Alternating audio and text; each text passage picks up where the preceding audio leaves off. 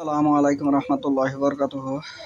আলহামদুলিল্লাহ ওয়া সাল্লাতু ওয়াসসালামু আলা মান লা নাবিয়্যা ওয়া তাওয়াসসাউ বিল্লাহি মিনাশ শাইতানির রাজিম। বিসমিল্লাহির রহমানির বাবু নাহি আনির রাওয়ায়াতি আনিস সুআফা ওয়াল ইহতিয়াত ফি তাহাম্মুলিহা।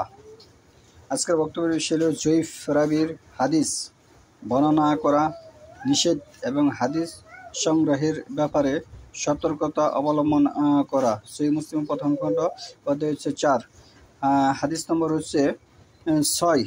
আন আবি হুরাইরা আনিন নবী সাল্লাল্লাহু আলাইহি ওয়াসাল্লাম আন্নাহু ক্বালা সাইকুন ফিল আখিরি উম্মাতি উনাসু ইউহাদ্দাসুনাকুম মা লাম তাসমাউ আনতুম ওয়ালা আবাউকুম ফাইয়াহাকুম ওয়া ইয়াহুম।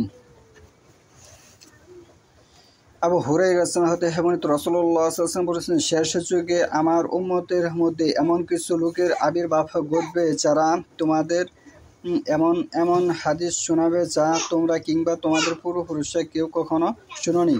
অতএব তোমরা তাদের সঙ্গ থেকে সাবধান থাকবে এবং তাদেরও তোমাদের থেকে দূরে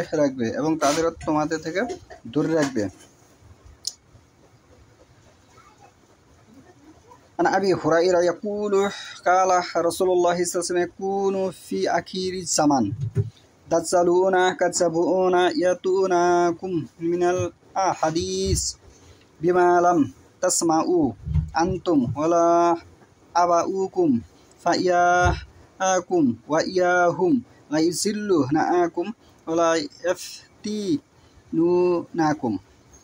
আবু হুরায়রা রাদিয়াল্লাহু থেকে বর্ণিত রাসূলুল্লাহ সাল্লাল্লাহু আলাইহি ওয়াসাল্লাম বলেছেন, শেষ যুগে কিছু সংখ্যক প্রতারক মিথ্যাবাদী লোকের আবির্ভাব ঘটবে। তারা তোমাদের কাছে এমন সব হাদিস শোনাবে বা বর্ণনা করবে যা কখনো তোমরা বা তোমাদের পূর্বপুরুষ শুনোনি। সুতরাং তাদের থেকে সাবধান থাকবে এবং তাদেরকে তোমাদের থেকে দূরে রাখবে, তারা যেন তোমাদের বিভ্রান্ত করতে না পারে এবং তোমাদেরকে ফিতনায় না ফেলতে পারে।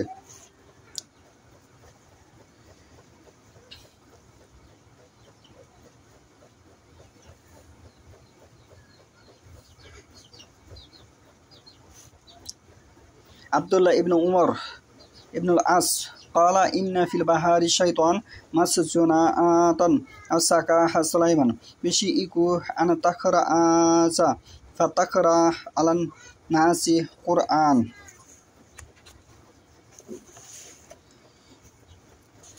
আব্দুল্লাহ ইবনু উমর ইবনুল আস রাদিয়াল্লাহু হতে বর্ণিত, তিনি বলেছেন, সমুদ্রের মধ্যে বহু শয়তান বন্দী হয়ে আছে। সুলাইমান সাল্লাল্লাহু আলাইহি ওয়াসাল্লাম এগুলোকে বন্দী হয়ে করেছিলেন।